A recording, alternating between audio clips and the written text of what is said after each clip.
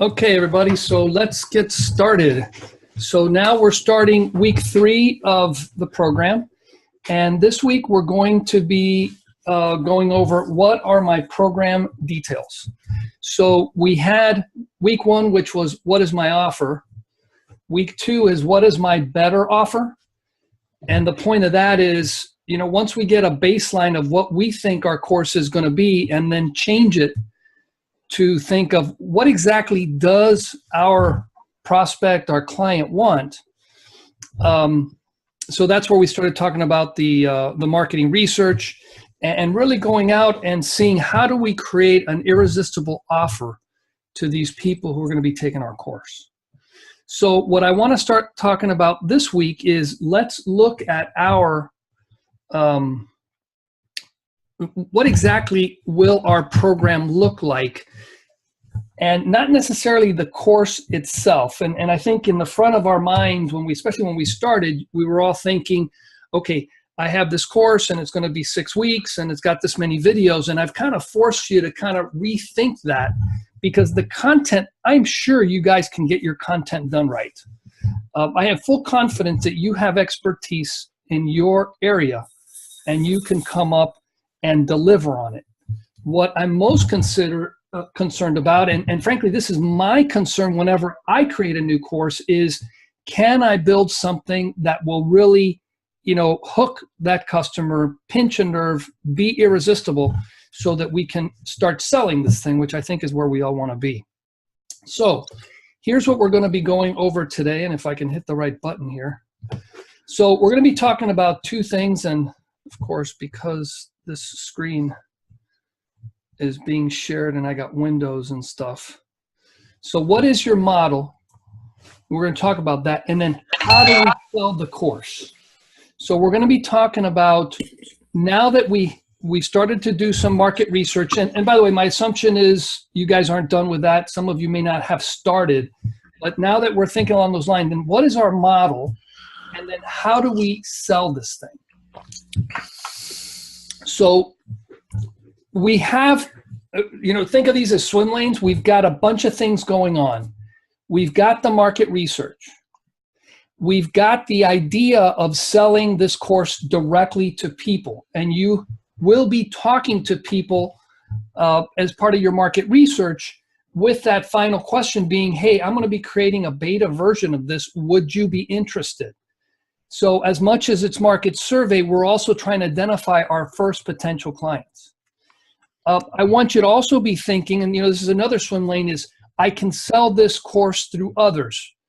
And even though it's out of scope to really get into how do I develop joint venture partnerships with people, we really ought to be thinking along those lines, because if I'm going to go and, you know, let's say I'm going to make 100 phone calls to work at selling this course as a precursor to putting up Facebook ads, to putting up a webinar, you know, whatever those online methods are, I may run into people who say, look, I'm not really interested in the course, but I have a list that may be interested in this course, or I have relationships, or I'm, you know, in a big chamber of commerce and we can promote it that way. There's going to be people that hear your message and they're going to want to do something different than just signing up for your course. Another swim lane is the course messaging. What is, you know, what exactly are we selling using the feedback from our market research to come up with revised messaging? And as if you may recall, if you kept up with the Facebook discussions, I'm in the process of asking questions, and I just think it's really funny how, I mean, I've been doing this a while, and I throw out something, and 3 or 4 of you basically just poked huge holes in my assumptions, mainly because I'm so close to my solution. And it's very difficult for me to see my course, my content, my offerings objectively. So we really want to work on the course messaging in light of what other people tell us, especially people who volunteered to participate in the market research. Now, I put these, you know, these last ones here, and I put them last because that's likely where our head's at. you likely came into the program focused on this. It can easily become a distraction, but we're right now just before the midway of the course. We haven't really gotten into what you would think is course building work yet. Without this other things, it ends up being premature. And by the way, it can become a distraction. And then, of course, we have the technology platform. I did see that some of you have scheduled a call with me so that we can go over your specific call information, not call, but your technology platform. And, we had you guys fill out the pre-form, the pre-technology form, just so I get an idea of where you guys are at. But that is the next thing. Again, that's more week 4 stuff, but I started earlier because I don't want to have, all of you guys calling me that week and talking about it. So, my point here is let's stay focused, because we do have a lot of swim lanes, and I'm purposely pushing you through these, but the ones that are most important really, right now is this one, and then that will lead into this one, and indirectly it's going to lead into these two, okay? Y'all with me?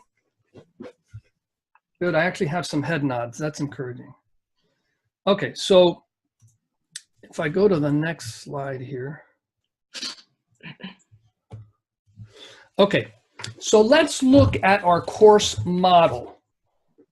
So, the simplest of these, for building anyway, is a do-it-yourself. So this is a course. It's not intended to have any interaction. For example, we'll talk about the model that I'm using here, which is a done with you. So a do-it-yourself has a positive of it highly leverages your time. This is, I woke up in the morning, I checked my email, and I got a couple of ka-ching messages from my system. I made money. So it's highly leveraged because I'm not involved once I've got the thing in place and running. It can definitely be used, and I'm using the term tripwire very loosely, but something like that, when we start talking about our business model, is it an introductory, it's the way you let people know who you are, but really it's a credibility builder and it's a lead generator. Because unless you can come up and let's say sell a $250 course and sell, recurring revenue, and it's 100 of these folks a month, unless you're 1,000 a month, unless you have a lot of volume, a course is a tough thing to make money off of in a real way. But if you look at it in light of the fact that you have expertise and it's a way to introduce this expertise to people who may not be ready to spend larger amounts of money with you, then, that's a big pro of this. Okay, now the con, like I mentioned, is that it is the lowest price in the model. And if you're in a very competitive market, it's a tough one to differentiate yourself. Because let's say, it's and I'm just picking one, a real estate training course where you only take it online. Realtors are bombarded with millions of those kind of things. It would be really tough to distinguish yourself, necessarily with a course like that. So I'm not saying don't do it. I'm just saying, those are the cons of something like that. So the second model is going to be done with you. Now, if you have a course and it is, do it yourself, adding a done with you component, where you have either, a presentation like this, which is scheduled, it's coaching based, it's training based, or if you offer office hours, both of them are seen as having a lot more value. And the reason that is because people are saying, okay, I've got this material, but I have access to the expert. And the expert has established, credibility with me. And, a lot of people in the back of their mind are going, well, suppose I get, I don't know, to chapter number 3 and I'm lost. I don't really understand it. It's just do it yourself and there's no access to people. I might just be a little hesitant to jump in and do it. And then people are willing to pay a premium for that. So like I said, we can combine it with do-it-yourself. Now, the con is it does require more time to run because there is some involvement. But, you know, if you run a course and, you know, you have office hours once a week, once every 2 weeks, and that is seen as a really good resource. And, you know, as you get your testimonials for a program like that, people are saying, hey, being able to have access once every 2 weeks and some sort of either a forum component, which, you know, could involve the Facebook group or some other way of doing that, then that guy who's really shying away from the do-it-yourself can look at it and say, hey, this really does give me that extra value. So it's still leveraging your time. It's just that it's not as separated from your time as it would be if it was completely do-it-yourself. Okay, so with Done For You, you know, as you do the coaching and the training base, the real investment is the first time. So, you know, as you all know, this is a beta run of the program. So as a result, I'm really spending a lot of time focused on each of these. But when I run the second version of this, which will be next month, I mean, I'll be honing the slides. I'll be using a lot of the input that I've gotten from this to improve it. But, you know, the prep for that is going to be minimal relative to this time. And then by the time I do it the third time, you know, it could be that it's ready for an evergreen sort of option. So, you know, your time investment at the beginning is going to be more, later it's going to be less. Now, another disadvantage, if it's a Done With You and it's done in segments, you know, 6 weeks, 8 weeks, you know, whatever the durations is, another disadvantage is that people can only jump in at a certain time. With this program, for example, it's 6 weeks. I was selling it really through week 2, because if you were eager to get into the program, you could still catch up if you spent the time. And because of the way we hit with the holidays, we actually have a gap. So there is room for catching up. But the disadvantage is someone can't jump in week number 4 and expect to really get some value out of it. So, you know, those are the things, those are the negatives. Now, you could have another Done With You option, which is jump in whenever, and then the course either opens up or is advised to be at a certain pace once a week, once every 2 weeks. You know, you hit some sort of gates where you're making progress. And then the office hours versus a training call is only for answering questions. Now, the real benefit of that is, hey, there is no prep. You show up, you're the expert. You're not going to be getting questions that are going to stump you. So it should be show up and there you go. Now, in a case like that, you may have people that are on, let's say, chapter 10 and people that are just starting. So the questions will be, you know, varied. Some people, what they do is they create, you know, one office hours for the newer folks, and then you have another office hours for the people a little farther along. Initially, you wouldn't need that, but over time, that might be an option so that, you know, you don't have people that are farther along, you know, a little bit annoyed because they're asking questions from people that are 10 weeks behind them. The other thing to consider as well is if your business model is not just courses, but there's expertise that goes along with this, there may be different things that you want to offer or encourage people to up or cross-sell into because they're in the beginning of the course or towards the end. So, you know, having 2 different sets of office hours is not necessarily negative. It's just you may have different offerings to make people. So, Jorge, can you ask everyone to please mute themselves? There's a lot of very annoying background noise. Thanks. Yeah. If you guys could quiet down, then yeah, just hit the little mute button. Cool. Okay, so let's talk about adding a tribe or a community feature. Now, this is a very valuable feature. And as you can see, the program that we're running right now is done that way.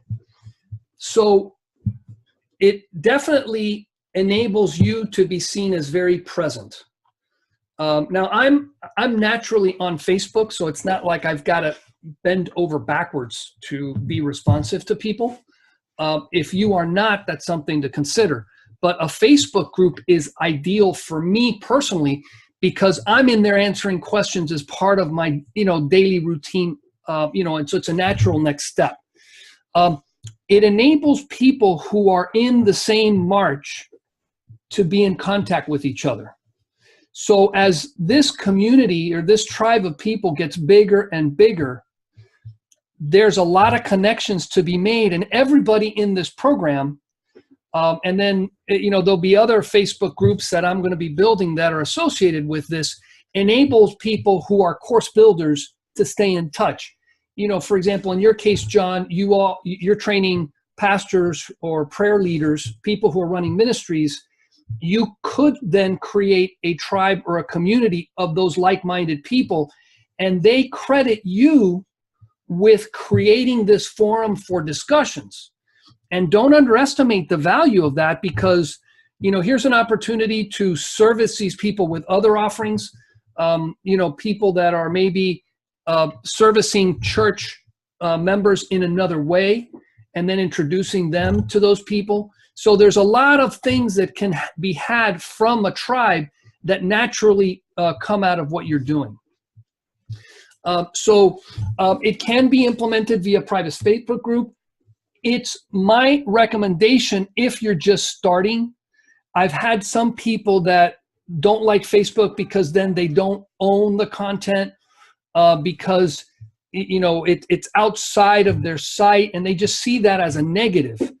That may be a negative at some point, but just the natural tendency for the type of people that take these courses to use Facebook makes it a big plus. Now, as far as WordPress and BB Press, that's one of the options that we've built a lot of for our clients. There is just the one that's a BB Press, which is really, it's just a place where people can go and then they answer forums in the very traditional sense. There is a really nice offering. It's called Buddy Boss Social Learner for LearnDash. And the big advantage of that is that it has a lot of Facebookish-like options. And what I mean by that is I can publish information myself, and then other people can get access to it. I have a typo there.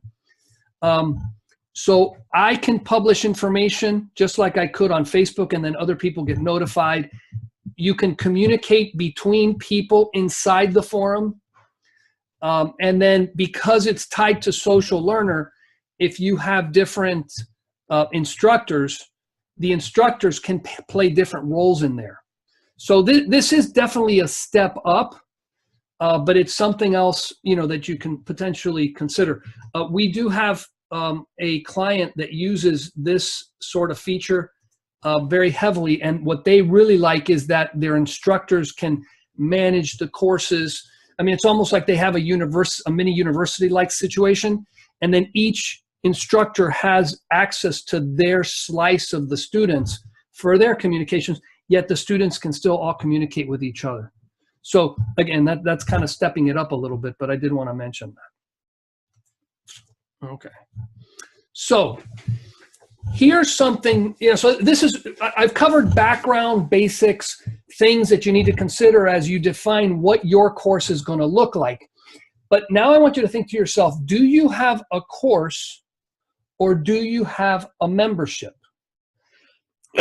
And even though a course is present inside a membership site, that's more of a technical statement, is it really a membership of sorts? So a course has a begin and an end. There's a finite set of content.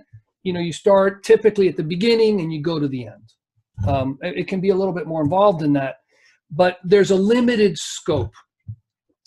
And we intentionally build it this way, particularly like in the program that we're in right now, because this is the program, like the first one or two that you create should be what you're most known for.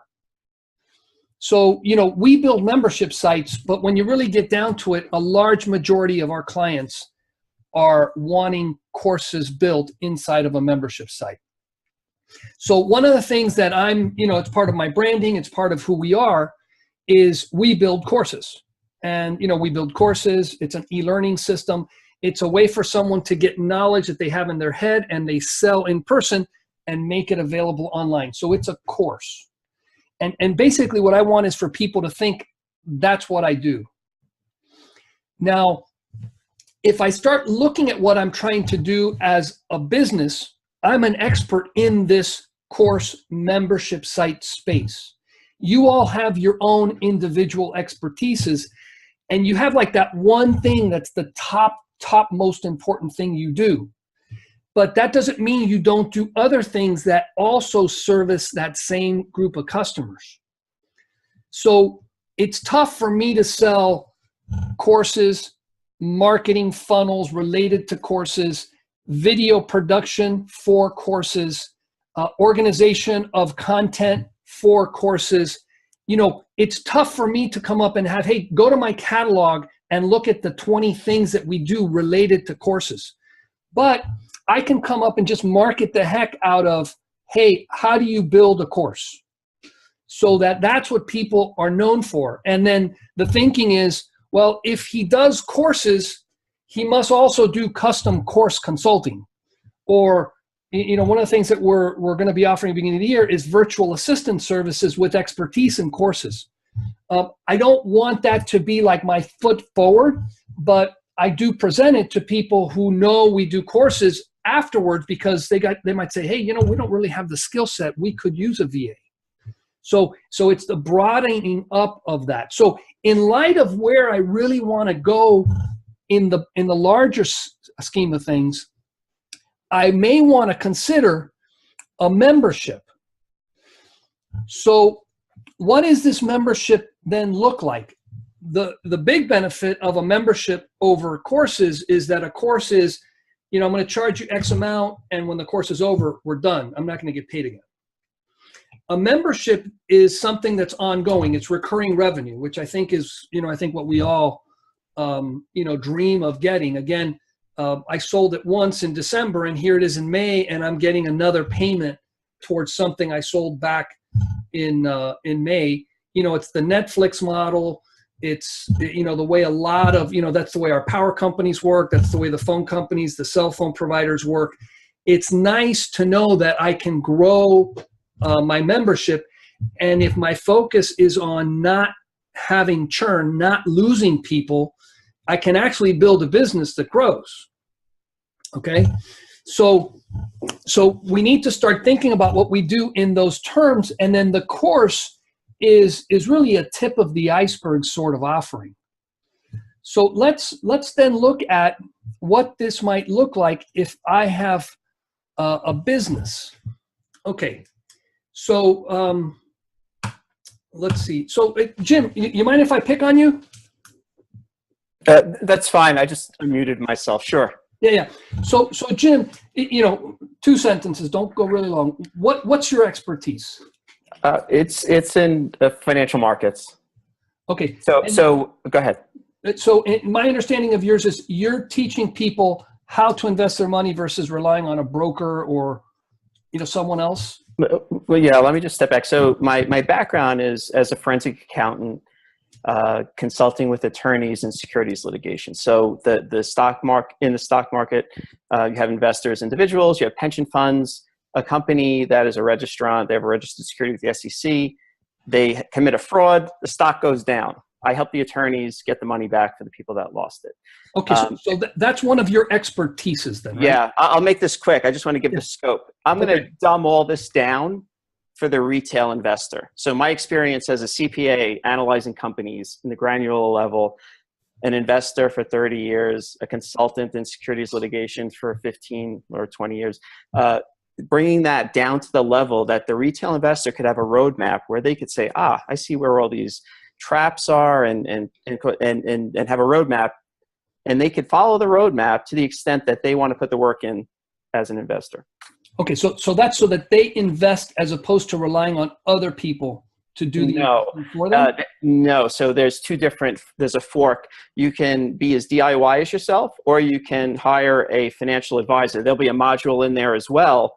Oh, okay. To hire a financial advisor, that's fine. If you're more of a DIY, you could do that. Oh, okay, so you're advising them, even if they work with a financial advisor, how to manage that guy and make sure he's doing what correct. And I go out of my way to point out I am not an RIA. I'm not a registered investment advisor. So None of my advice is on a specific security. It's more of a mindset. This is how to approach your investments. Okay, and I don't want this recording to be construed as he's misrepresenting himself, because he did his disclaimer.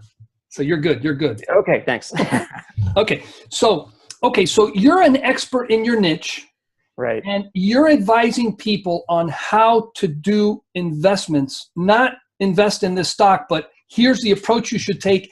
And that includes a fork in the road that says you may want to do it yourself, or you may want to work with a financial planner of sorts, right? Correct. Said a different way. Regardless of what you invest in and how you go about doing it, this is how you should go about making the decisions relevant to those investment decisions. Okay. A little more complicated than I expected, but I think I'm clear. Okay. So you can deliver that service that you have different ways. So it could be a standalone course, which is go online, take a couple hours of videos. And when you're done, you're that much smarter in this expertise that you offer. And I'm done, right? But it is one way for you to deliver that packaged intelligence, brilliance that you have to the world. Now, I could have a recurring revenue membership that provides support and then resources related to that. So, that might, in addition, maybe that could include the course because it makes sense to include that, or maybe the course is a precursor to that or a requirement before you can get into that. But the idea is, now that you've graduated, now I'm going to provide you, now you're in the big leagues. I've been a member of, not anymore, but there's a program called Sandler Sales Training. And what the Sandler guys do is you can't get into what they call their President's Club until you've done their Foundations program. And the Foundations program takes 8 weeks. Only after you go to the 8 weeks can you go to the next level. And it's really interesting because they purposely put the classes on a Wednesday so that the newbies show up at 10:30 and they watch the President's Club folks walk out. And it's a really nice positioning because it's almost like, when I graduate, I can hang out with those guys. So it's an interesting model. I mean, and this is in physical space. This isn't even online. But the idea is now the Foundations ends. After 8 weeks, you're done, or I think 10 weeks. I can't remember. But now it's ongoing, and you're basically in there. And they were sharing with me that their average stay is like 2.5 years. Because that's how long people stick around learning to sell better. And at that point, either they move or they outgrow the program, or something else becomes their priority. So that's a recurring model. And, in your case, it could be that you're providing very blog-like information so that people have resources that they don't know are available. You have that expertise and you can provide it to them. So I have a question that hopefully benefits everyone. One of the challenges I'm having, and I'll pick it up in more detail on our call tomorrow, is how do you determine if you're planning multi-tier or you're planning multi-service? How do you set price point and scope with probability of getting the meat of the market? That's where the market research comes in. I mean, really, people will tell you. And gosh, I wish there was a silver bullet answer to that one. In which case, we'd all have nailed it and have gotten to that. But that, I mean, honestly, that's part of the challenge. And, for me, it wasn't at all obvious when, my coach that I really developed a lot of the thinking behind this program came up. It's like, well, just ask the client. And it's like, well, what do you mean? It's like, do some research and find out what they're going to tell you. And if you ask the questions the right way, people will say, that's pretty valuable. I would pay this much for it. And they might surprise you. On the other hand, they may come up and say, I might buy that. How much would you pay for it? I don't know, $20. In which case, you want to know that beforehand before you start investing a lot of time and effort into building something that people will only pay $20 when you thought they would pay $900 for. Right. So that's the right question. So when I look at knowledge practices, where what we're selling is expertise, the natural thing And a lot of us are trying to get away from this because, you're in that time for hours dilemma. But if you had people and, you considered this I'm using baseball terminology, my minor leagues, and then this was big leagues, mainly because you can charge higher prices. But if these were a sifting tool in addition to being a moneymaker, so that you could be really particular about who you take on, and you really did price that at a premium that makes it more than worth your while, then this becomes a business model that funnels people in this direction. Now, I bring up mastermind formats, and whether you're up to date or participated in these or not. So these are usually 6 months, year-long programs, and it's typically year-long programs that just keep on going year after year, where you're talking about $1,000 a month sort of offerings, where you're doing as the expert a program that really pushes people to transform what they're doing with the knowledge you have. It ends up being very highly leveraged because the one-to-many is there. I've seen a lot of coaches or a lot of teachers, trainers do this with, underlings of sort. So it's like they're the master teacher, but then they have other people on their team that actually manage or interact with people more one-to-one. So there are different ways of scaling this, but this is a done-for-you service. I mean, for us, it would be we're going to custom build a course for you, or a membership site. In a mastermind, it would be we're going to run a mastermind to transform what you do into a course without custom building it for you.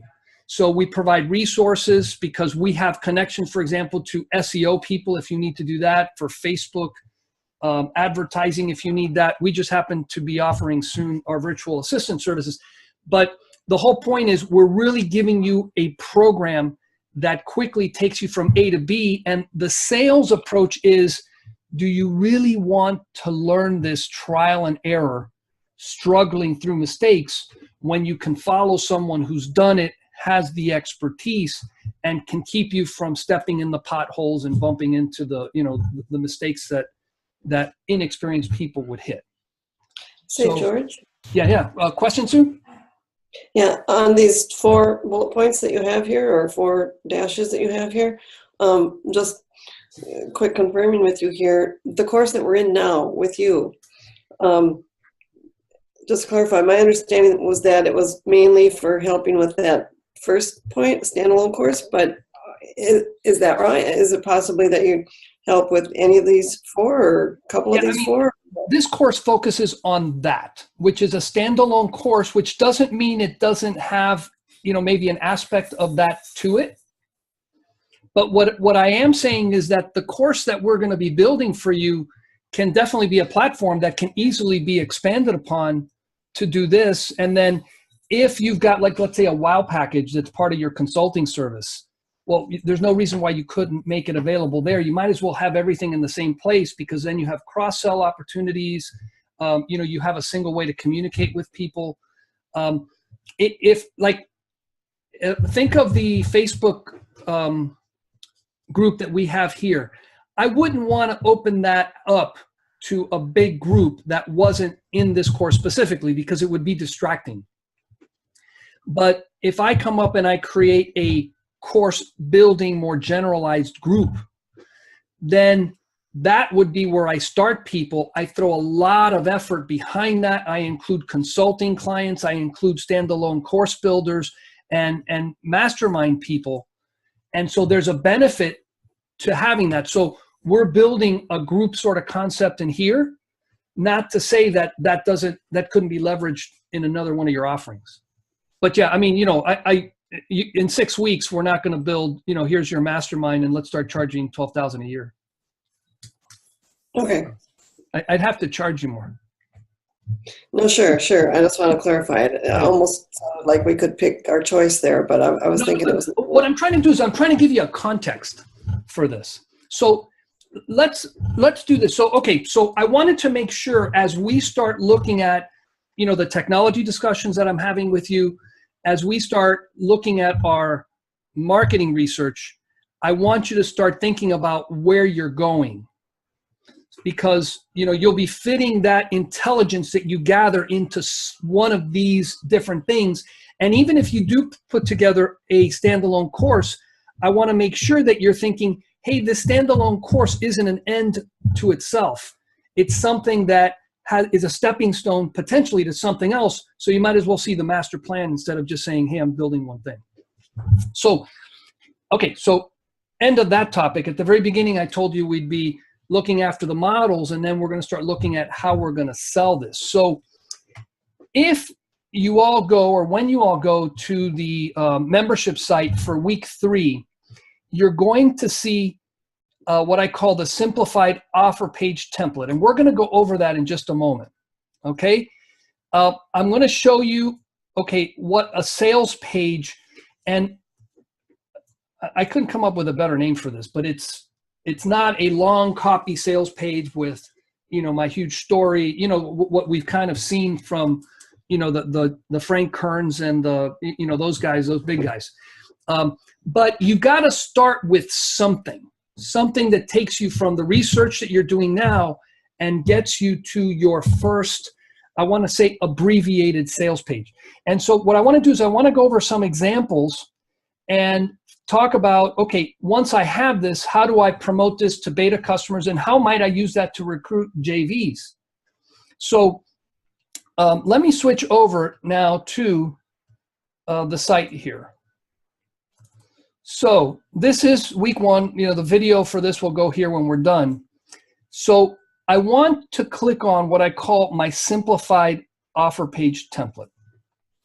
So it's intended to be simple. Let me grow this a little bit so y'all can see it. Is that readable to you? Okay. So in order to make this, let me do this as well. I'm going to go over here, and I'm also going to open up, and it's opening up on my other screen. Give it a second. I'm going to open up my offer page for this program, because it should hit home with you guys. Some of you actually saw a page like this and bought it from this. But you'll see how this relates to this simple one, this template that I have here, if I can find it on my screen. Where did it? Oh, it's up here. Okay. So the first thing you got to do is you have to have a course title. And you're going to spend a lot of time thinking about your title. I'm telling you, I struggled with this title for the longest time. And if you were on Facebook, I mentioned this earlier, I really had a hard time with just breakthrough. Am I doing course building? Oh, as a matter of fact, it ended up, this is an earlier version. It became course building system. That goes to show you how flux this was. So I'm a course builder, and I tell you what really got into my head is I've never used the word breakthrough in any of my marketing. I needed something that was recognizable, and I wanted to keep it to 4 words if possible, so that someone could read it and go, oh, that must be a course about building courses. And I mean, I could have called this breakthrough course building course, but that was a mouthful. So we really have to work on this, and that was one of your tasks at the very beginning. I wanted you guys to think about your title from the very beginning. Okay, you've got your course one-liner. So this can often be the title of a webinar or some other free promotional program like a lead magnet. So this is something that it needs to be standalone, and it's, you know, a lot of times you have 6 reasons why this is a good thing to do, or 7 mistakes to avoid, or, you know, but it's something that would complement your course. So this is the name of the course, but this is kind of the selling one-liner. So 6 weeks to selling your expert knowledge profitably online. And notice that this could be something that I could use for the name of a webinar. And I'm purposely using webinars because, you know, we get these webinar offers all the time on Facebook. And, there's something about that gets you thinking, maybe I'll actually click on that. So it's got to be value-based. Okay, so that's the second part. Now, the third part is some sort of benefit statement, and it's either statement or statements. So these can be questions.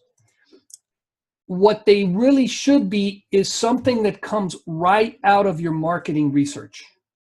So I literally had a lady tell me, and I love this line, do you fear overwhelming your audience with so much information that they get a wedding cake when all they need is chocolate chip cookie? And it was funny because I had that recurring theme in my research, in that some people it's like, look, I know so much. I have this tendency of throwing everything into the course. And she kind of put it in there that way. I wasn't thrilled with it. It seemed a little bit too specific, but I had a bunch of people read that and go, that is so sharp. Go figure. People said that they related to that. So, okay, do you want a technology platform that's easy to use? Okay, do you want 100% automated sales that are efficient on your time and effort and move people from seeing your product to buying your product quickly? John, you were one of my research folks. I think this one was one of the things that you either said or said like someone else. So, and I'll make it bigger if you guys can't see that. But it was interesting to talk to people, some of which I knew from before, and have them describe what it is that they wanted, so that I put, again, I interviewed 15 people and I collapsed like the best of, or the commonality, the things that I saw in common, but I really wanted to make sure that I used the words that people used. And, one word that kind of came resoundingly clear is, I want to be efficient on time and effort and move people from seeing your product to buying the product quickly. Because that tends to be, I've got to explain it to people, and then they see the ad and they don't get it. And that's a big struggle for people that are transitioning from information that they show in person versus taking it online. So this part right here comes out of your market research. Okay? Now, let me get into the word credibility builder, the word credibility.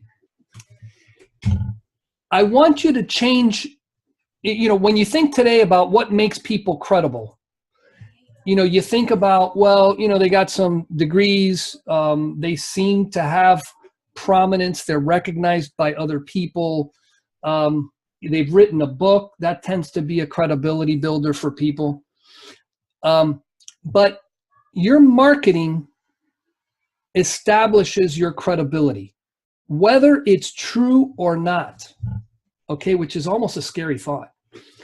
Because I write it and claim it and state it, I'm stating my credibility. Now, your delivery either enhances or detracts the credibility. So if I came up and I said this, and matter of fact, this is the statement that I have on the site: Breakthrough Course, the most effective instructor-led program for converting speaker coaching expert knowledge into a fully functioning, high-selling online course or coaching program.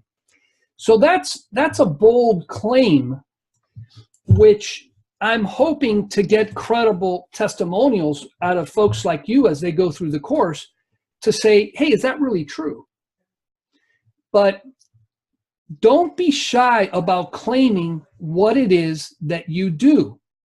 And, might someone be out there and find another instructor-led course that's better than mine? Well, I'm willing to go head-to-head with that guy on it. Maybe I'm number 2, maybe I'm number 1, but I'm going to claim that I am the most effective instructor-led course. And I don't think I'm showboating. I don't think I'm making a false claim. But I am saying something that if people want to ask me a lot of questions for, I can definitely back it up. So that's what your credibility statement is about. So now you get into course component. This is kind of the nuts and bolts of your program. And you want to make sure you're going to have some people that will read your benefit statement and credibility statements, and they're going, I don't care what this person has in this program, I'm ready to buy. You know, you've established, like, let's say this is what people arrived at after hearing you talk on stage or at a webinar for an hour, where you establish your credibility, talked about what it is that you do, and then you said, hey, by the way, if you're interested in more information, just go to my page. And your page would be based on this information. Some people might say, I want to build a course. I'm in. Where do I sign? How much is it? Okay. You have some people that you connect with so well that the details don't matter. Now, if you're big into disc profiles, you know, you have certain types of people that they have to read the fine print. They have to know exactly what they're getting into. You know, are we meeting 6 weeks? There's a holiday in the middle. What are you going to do during that holiday? Am I really going to, how are you going to do? Are you going to cram more information to get stuff done before? You know, some people just need that. It's the way they think. It's the way they make decisions.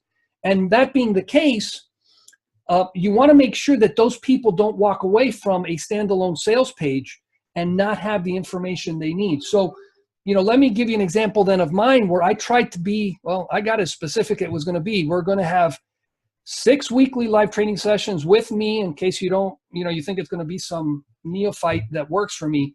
We're going to meet at noon Eastern time. Our group has been pretty good at showing up on time. So sometimes it's at noon plus 2 or 3 minutes, but we've been meeting every week for 6 weeks. You know, we got access to recorded live classes after the fact. So in case you miss it, if you want to review it, you got online training videos, which we have, lifetime access to the Facebook group.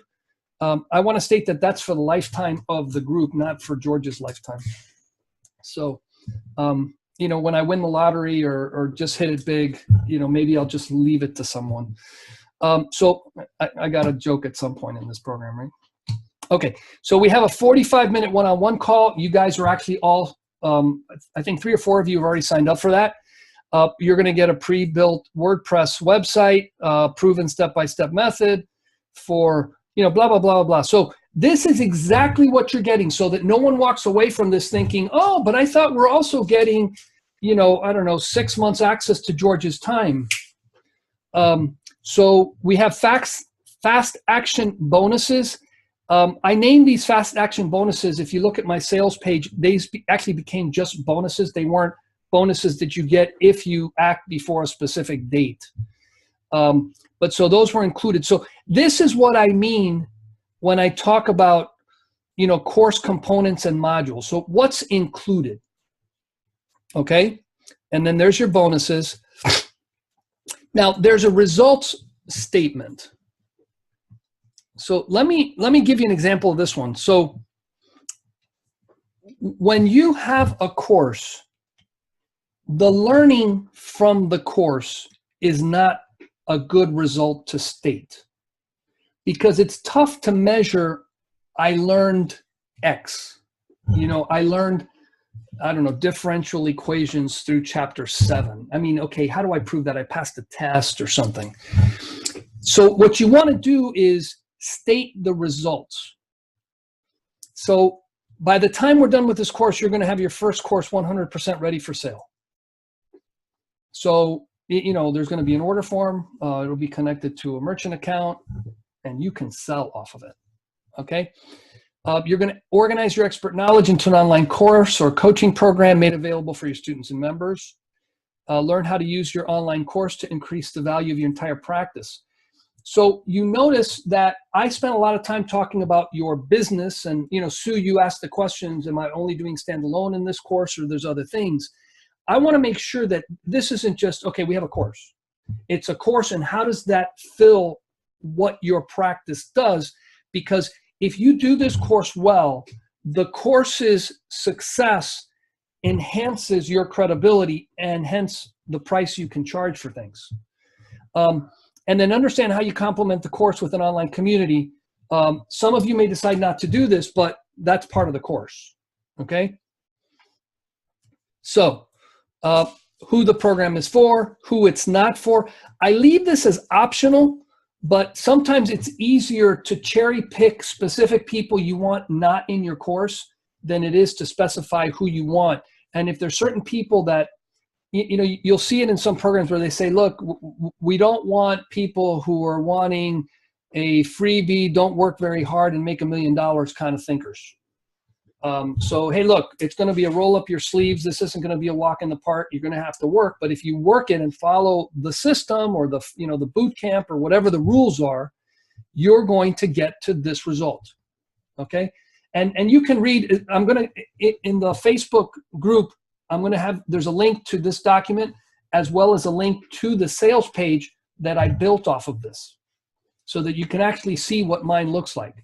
And I built mine in ClickFunnels, but I'm also going to provide to you in the site we're building for you, my sales page in Thrive Themes using their sales template. So it'll be there whether you use it or not, but it'll be there for reference. Okay, because it was just as easy for me to clone it with that than it was to actually clone it and then delete it. And I figure it's just a nice extra resource in case I take mine down in the future and then you don't have access to mine. Okay, so then you have logistics. Logistics is just pretty much, you know, we're going to be meeting using Zoom once a week, or, you know, they're kind of instructions. Again, it's for the bean counters that are really wanting to get into the details of how this works. Now, because my course is beta, I did not have testimonials. Now, I have testimonials. If you go to my site, you'll see testimonials. George is a great course builder, and he helped us with this project and whatever. But I wanted very specific testimonials for this course.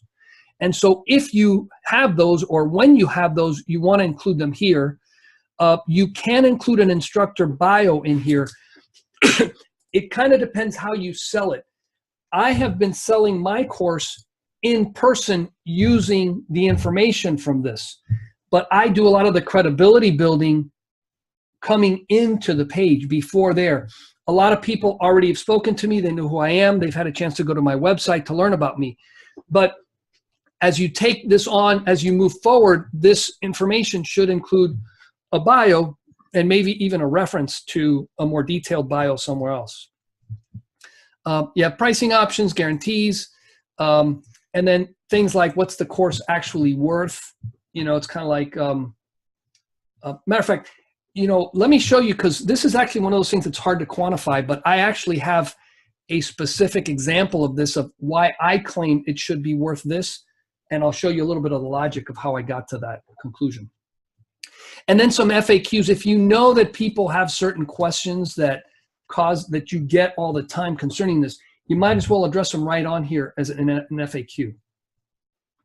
Okay? So this is a template that in your homework, I'm going to start asking you to fill out. Now, you got to do your market research first, not necessarily for all of these, but I don't want you to put the cart before the horse. I'm throwing this at you, and I know a lot of you, or you know, all of you haven't finished your marketing research. So you really need to get that for this to really come to life with information that's valid based on your research. So let me, so I'm going to go back to this page, and I want to show you. So I've been going over this one, showing it to you. This is a link to the sales page I put up with this. Now, this happens to be in ClickFunnels, but you can build in just about anything. And you'll notice, you know, this is right off of the page. This is right off of the page. You know, this is kind of more like filler information. Here's a breakdown of the course. This is my benefit statement. This is a list of all the things that are included. This is the results, who the program is for, who the program is not, logistics. This is more like filler information. Now, this is one of those, I mean, I didn't spend a lot of time on this because, again, this is still in beta. I'm going to expand upon this later, especially as I get into the details of the program. But the reason I put this in here is because if you hired me to consult with you to build a course and then have me and my team build a course for you, actually $7,500 is probably on the low end of what I would charge for something like that. You know, we typically for I don't want to say a starter, but a very complete 1 to 3 course membership site, we'll charge about $6,500. So I threw another $1,000 in there, really cheapening my value, honestly. Because this, I could have put in here $12,000, I could have put $10,000 because I really have, if I spent that much time with you to get you through this program with all that I've imparted on you and the market research that I kind of guided you for, and then on top of that, we built a membership site, it would definitely be more than 7,500. So now that I look at this number is going up, but I've got to kind of detail that out. You know, most of the time what you really want to do is if someone challenged you on the number, could you discuss the reasons behind that? And would people say, hey, you're making stuff up? Or would they say, yeah, I can kind of see how, you know, the logic behind that. This is kind of going a little bit out of scope, but I did want to include that. And then in my case, I sell this either $997. This is the price I'm pricing this for beta. This will go up later, and then I have a 2-month plan. Stephen, you had a question? Yeah, when you're offering this over here, are you just building them the membership site, or are you coaching them through actually creating the content for the membership site as well? We're going to, once you select how you're going to sell it and what your offering is going to be, we're going to coach you on, okay, how do you put it up? You know, my assumption is I'm discouraging people from building the war and peace sort of offering, which is, you know, let me show you this, you know, 12 course multi-section site that's very overwhelming. We're actually building something that's very specific because it is that entry level product. And I'm going to show you what you need to do to build that with your expertise. Cause I mean, I don't know, you know, like guiding people on financial planning. And I mean, I could probably do decently with your topic on sales funnels just because we happen to have similar backgrounds. But that is relying on your expertise using the template for the site as the model to follow. Did I answer your question? Cool. Jim, you have a question?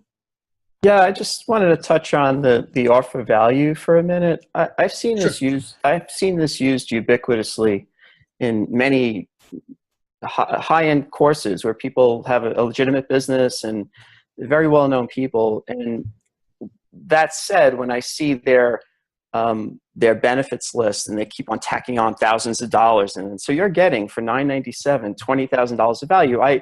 I'm very skeptical, and for a whole bunch of reasons, for my business background and other reasons. But the question is how valuable is that from a marketing perspective? And you touched on the proof of concept. And for example, if you charge $500 an hour for consulting and it costs that much, there's a self-perception and then there's a market perception.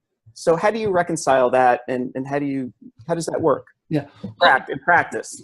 Yeah. Remember what I said earlier is marketing creates your credibility. So, I can make this claim whether it's true or not, right? I mean, I can write whatever I want. Now, if I write something that's bogus, if I came up and I said, this course could be worth $65,000.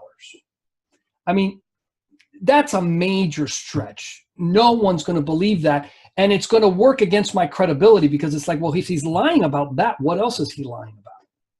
So that, that's one part of it. But when people, I know that as I look now, maybe I'm not the best example. I tend to reverse engineer people's offers when they're giving them on stage, when I'm looking at their webinars, just because it's what I do, right?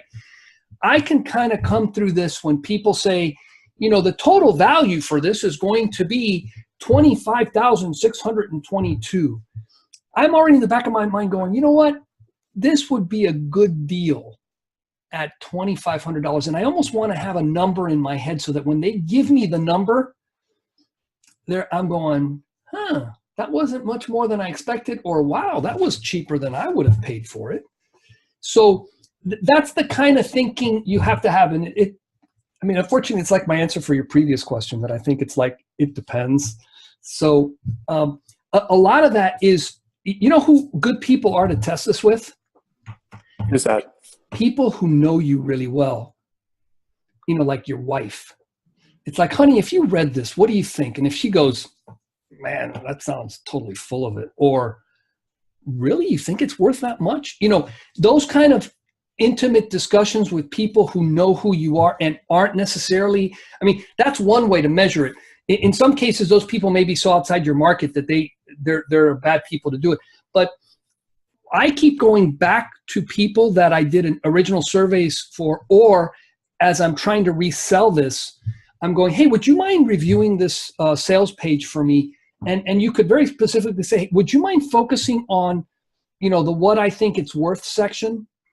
And tell me if you think it's bogus, if it's too inflated, if it's not inflated enough. I think we all suffer from we're too close to the patient syndrome. Right. So having other people give you feedback, I think, is important. Okay, thanks. Sure.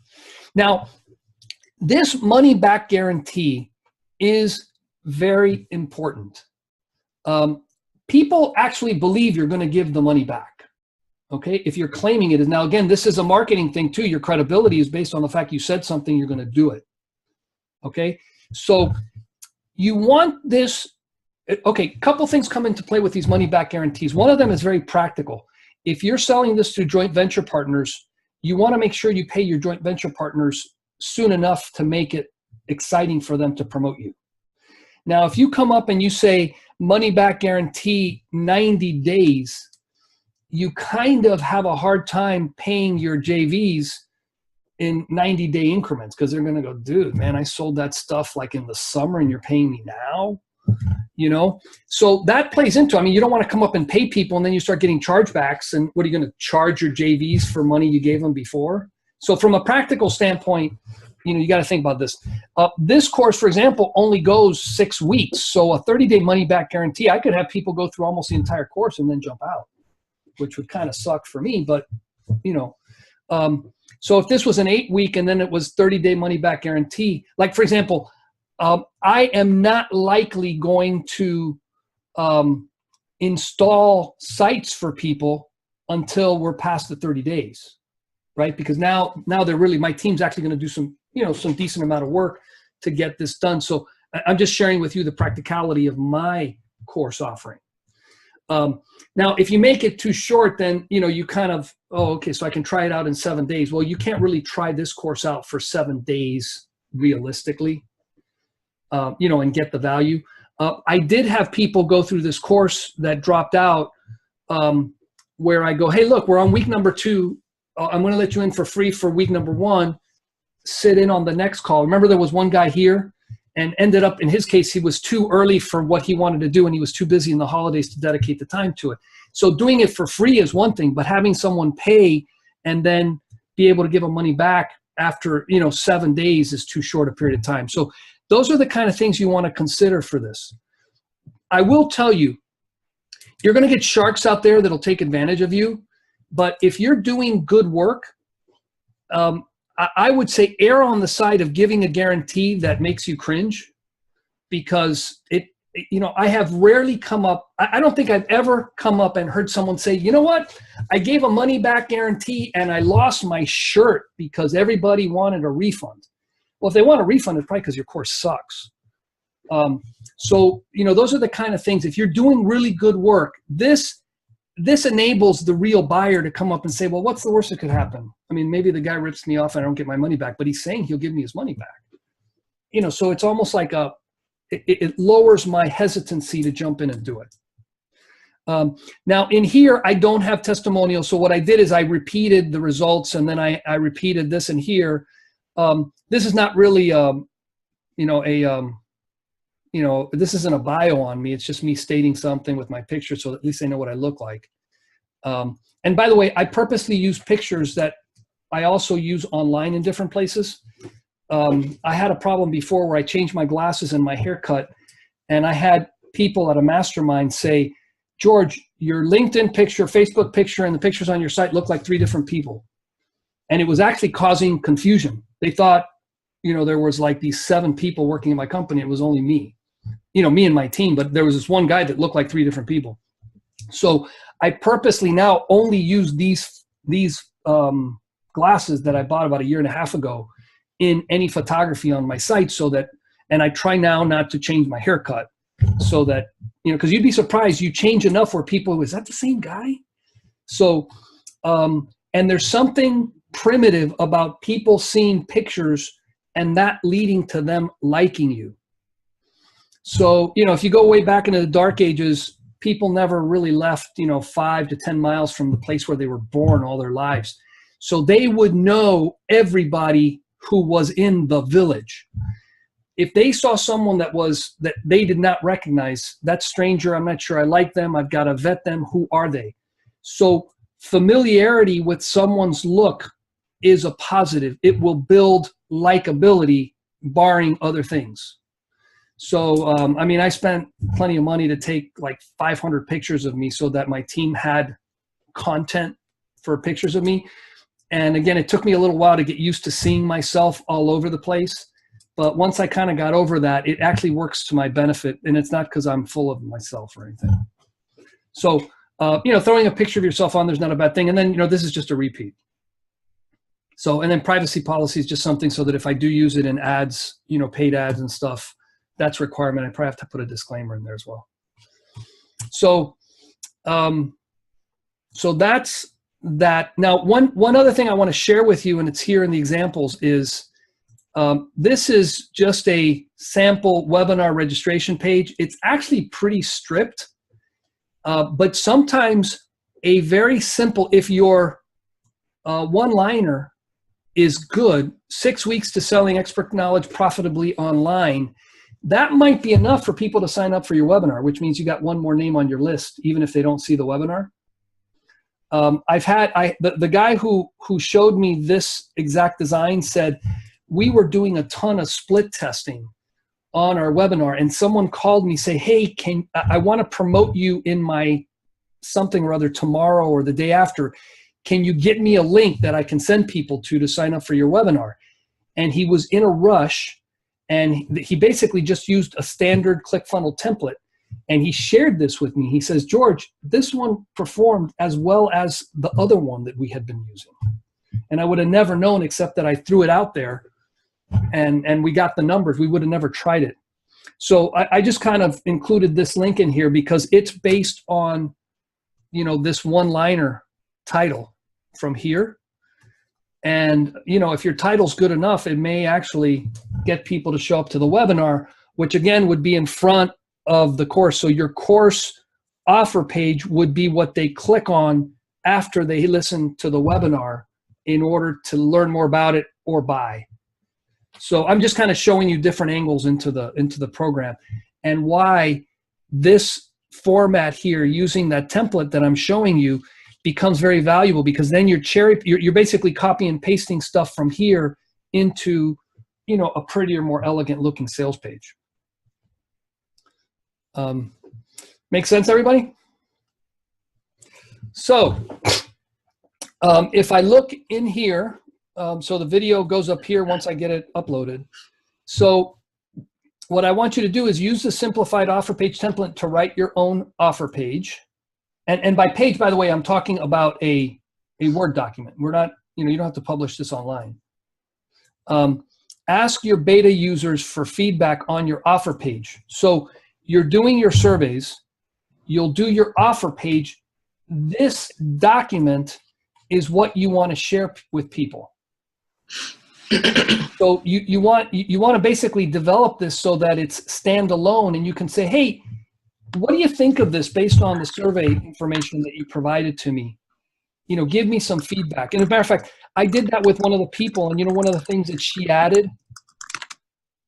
So who is this program not for? She said, this is not for people set in their close to new concepts. This is not for people set in their ways, close to new concepts that stretch them way past their comfort zone. Because she and I, we had spent some time talking about the course, and she says, you know, a lot of people are going to be really like, we knew of someone very specifically that we both were referencing. It's like that person would freak out over this concept because it would push them so far out of their comfort zone. that they may not be able to handle your course. So you might as well tell them up front about something like that. So this is a line that got in here because I went back to someone. I tried to sell her and she wasn't buying. She said she jumped into some other program and she wasn't ready for something like this. But that was something I got by running, this information by someone else. So approach those who said they would consider the beta program, right? I mean, why not? If they said, yeah, I would consider that. It's like, well, hey, you told me a couple of weeks ago when we did this survey that you'd be interested. What do you think? And especially if they came up and they said, I would pay $3,000 for this, and now you're going to be offering it to them for $900. You might say, well, by the way, I'm looking at my notes here. You said that you would have paid $2,000 for this, $3,000. What's changed? And you're not doing it to sell them or putting fire under them. What you're doing is trying to solicit information. Jim, what's up? Yeah, is that based on the outline? In other words, I don't at least have a finished product yet. Is that when I pitch this to my beta group? You don't need a course. Okay. All you need is this one page, because this page, like for example, I'm going to do 6 weekly live training calls. I put together an outline for this course for the 6 weeks, and I've got my team building the template for the WordPress site, but I don't have my slide decks all done. So I don't have to have this. So let's say we finish this course, it'll be like the middle of January, right?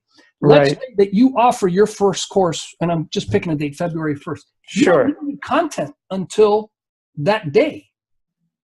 Now you need to have sales information, and you need to specify this is what you're going to get. Yeah. Okay. But what I was asking was, I think if I understood you, is that when we asked them, oh, would you pay for something like this? They're basing it on the outline/sales page? No, because if you look at your survey questions, you're going to ask them, what are your fears? What are your challenges? What are your frustrations? And then you're going to come up and ask them, what would be your dream result? Oh, my dream result is that I wake up in Tahiti every morning and money's in the coffers. And then it's, how much would you pay for that? Okay. Got it. Okay. So and then finally, you're going to say, hey, by the way, I'm going to be offering this in a beta before I release it. Would you be interested? Got it. Thank you. Yeah. George, I have a quick question. Elizabeth, yes. Yeah, I want to go back on the membership.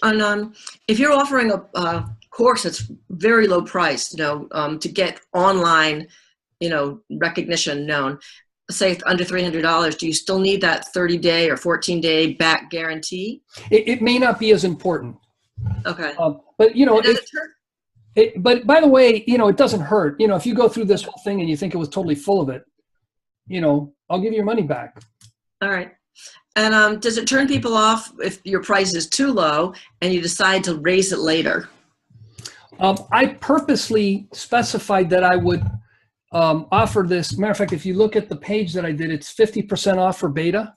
Well, you did that for the beta. But if you started offering this, say, out there in the world, and then thought, I really need to raise this again, raising up isn't bad. Coming down is probably a bigger problem. Really? Because people will come up and say, well, was it not worth that much before?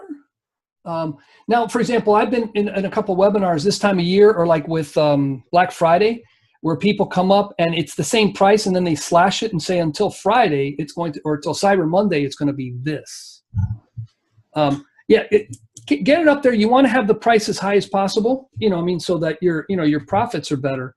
But raising prices is, why'd you raise your prices? Like, man, the demand was through the roof. I was getting, more things, and again, this is a competitive, open market. You can always raise your prices. Okay, thanks. Sure. So questions, I've given you homework. I've given you a lot of content. You guys have, by the way, I will be answering Facebook stuff through the holidays because I'm compulsive and, it's kind of what I do. But feel free to ask any questions, if you like. And if not, I can go have lunch. Yeah, George, I've got a couple of comments. Sure, Chris. Specifically thinking about the bonuses, I've got a bit of an issue around the bonus lark, because I've watched a fair bit of Frank Kern stuff recently and a few others, and they're saying things like, my course is $2,000, and I'm going to give you bonus 1, which is worth $5,000, bonus 2, which is worth $10,000. And you get to the end of the 4-hour sales pitch, and you're thinking, is his actual course, what he's trying to sell, worth so little that he's got to throw all this other stuff in, which I'm never going to have time to consume anyway. Right. So what's your view on that? Yeah, and funny, because I've been following, Frank Kern has been on a rush just this past couple of weeks. I mean, just this huge, and his big offer was, would you like my something offer for free, usually $4,000. Yeah. And I'm going, why would he give that thing away for free? Now, of course, that was his way of getting me on his webinar. What he's doing is he's selling his course, some other thing, and then the bonus is you get that thing for free. And I was almost tempted because I could pay $397 a month, and even if you unsubscribed, he'd let you keep that course. Which I felt a little slight. It rubbed me the wrong way, because it's like, oh, you conned me into seeing this webinar by offering something for free. And yeah, it's free because it's included in the bigger offer. Yeah. Now, that was just my comment on Frank Kern. But so you're offering a course on X. If you can provide a bonus that addresses some sort of objection, that's a really good idea. Mm-hmm. So, for example, in my case, if I offered a bonus that was, overcoming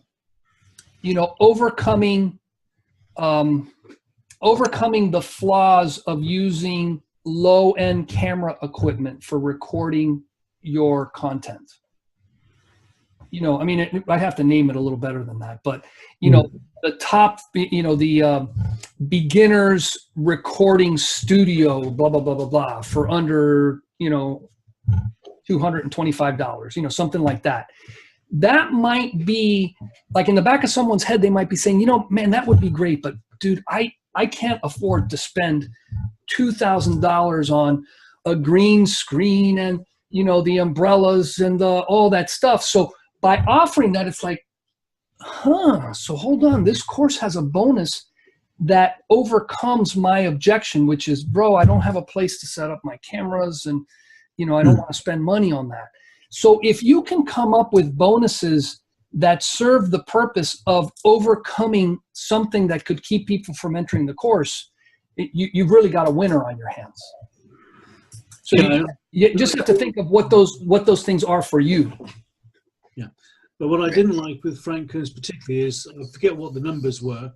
The course is £2,000, and there's $2,000, and there's $4,000 worth of free bonus, which don't actually overcome a rejection. It's just, hey, I've got this pile of stuff, I'll dump it on you at the same time. Yeah, no, and then you got that problem. It's kind of like, I can't consume the thing I bought, much less the bonuses. Can I chime in on that? Sure, Stephen. They call that value stacking. And what that is that's just a way for people to just get more stuff. People like to collect, and they like to boast of how much of stuff they collect. So it's really like a psychological trigger, because you're getting all this free stuff. Yeah, and that's all the value stacking is for, just to get just for that psychological trigger. Yeah, and keep in mind, Chris, that works for certain types of buyers. I know that I had to train myself to not think like I buy, because I'm kind of an odd lot relative to how people buy, where I am. I don't know if it's because of my engineering background, but I hate buying anything that I don't use. And, I don't know if it's my upbringing, immigrant background, whatever, but I hate wasting things. So those bonuses for me, don't work. But then I've talked to a lot of other people that it's, they almost, like Stephen was pointing out, I've bought, I've got, I don't know how much shelfware that I bought over the years. And I'm thinking in the back of my head, well, dude, I went on a trip to Italy with the money you spent on that trip and that stuff. When we were at when we were at JVology, I remember there was this one lady who prided herself on the fact that she's over $100,000 in debt for all the crap that she's bought. And she's sitting there saying, well, I spent over $100,000. And in that event, she spent another $4 or $5 grand. Yeah. So you've got the groupies Mm-hmm. that just do this as a hobby or whatever. I guess they're well funded somehow, but yeah. So Chris, those are the kind of things you have to weigh back and forth. Yeah, sure. I think one thing that I've been looking at is how do you actually add value as the bonus? So, for example, you might be selling the course. One thing I'm going to be doing with my entry-level sort of bootcamp course is for the just on-the-demand version is going to be £300. But if we do the virtual instructor-led kind of this environment, it'll be £500. But as a bonus, you're going to get time with me as you're doing like your 45-minute one-on-one. Now, that has got a higher perceived value and is highly relevant, but it costs you nothing other than your 45 minutes to do it. Right. And the person that's doing it, here's an opportunity to sell them because maybe they're buying the wrong course. Yeah. I would love to get in front of people that are interested in buying this course because I might go, I'm more than happy to have you in this course, but I think what you really need is a custom design. I think it'll serve you much better. And getting in front of people, if they're the right, ideal buyer for you, why wouldn't you want to give free time away if someone's that qualified? Yeah, quite. So the point is you don't necessarily have to give a whole pile of extra stuff that's kind of irrelevant. I think the closer the relevance to the initial offer, my gut feel is certainly from where I'm going is the greater the conversion rate if it's more relevant.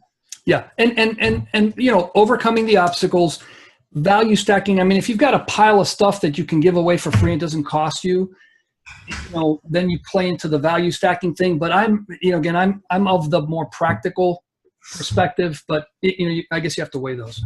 So anything else before we finish up, guys?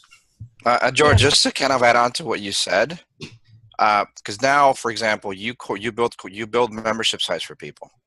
What differentiates you from the other guy is you can offer this course as part of your package so that people can have a guide of how to build their course. Well, I'm including this with my new custom builds for that reason, because it makes better clients for my custom build. Right, exactly. Because when they come up and it's like, look, I've got these 200 courses I want to put into one offering, I'm going to go, look, you're going to go into straight overwhelm mode. Well, if they've gone through this program, they appreciate what that means versus, well, why does that matter? It's like, well, dude, go through the course because I go through that, 100%. So you're right on. Exactly. Sue, did you have something? I did. In looking at the homework for week 2, the first thing where it says select your subject and your topic, I looked at that and I was stumped a little and I didn't put it down because I wanted to ask you to clarify, elaborate. First of all, what's the difference, the subject and the topic? And right. So you're talking about, is it on page 1 or 2? Week 2. Oh, I'm sorry, I hit the wrong button. Okay, and maybe did I use the wrong word on this page? Okay, select your subject. So this is what, okay, that's a typo on my part. It should be your audience. So it's who your target audience is versus your topic. So, women entrepreneurs, Infusionsoft. So subject is audience? Yeah, no, thank you for pointing that out. That's an error. If you go into into this document here, the questionnaire, this one should say audience and topic. Oh, okay. So it should have been the same one here. Okay. Okay. Last one, Elizabeth, so I don't go over the half hour. And what's up? All right. Maybe I'll ask it on Facebook. If I'm building a course, say an online course right now, until I have a bigger funnel that I want to offer my specific skills in person. Is there a way to backtrack later? Well, first of all, can you offer something less than a lifetime offering? Can you say course is good for a year so that you can take it down, rearrange it, and then offer it in a bigger framework for a bigger price with several other courses that are attached to it, more like a membership? Like initially I want to offer a small, got the question? Yeah, you can definitely come up and say 1 year access or some limit, or access through the life of this course not to be less than a year. Okay. You put some fine print so that if you pull it off later, because just practically you don't want to keep it up there, no one's going to come after you after that. Okay, thank you. Cool. Well, hey, with that, I know I have calls with several of you, today and tomorrow and the day after. So I look forward to having those calls. And that's it for today, guys. So feel free to stay active in Facebook. I'll be answering questions, and let's see if we can't have you guys with some killer sites in the next couple of weeks. Thank you. Okay, thanks George. Bye, Bye, everybody. everybody. Take care. Thanks, George. Happy holidays.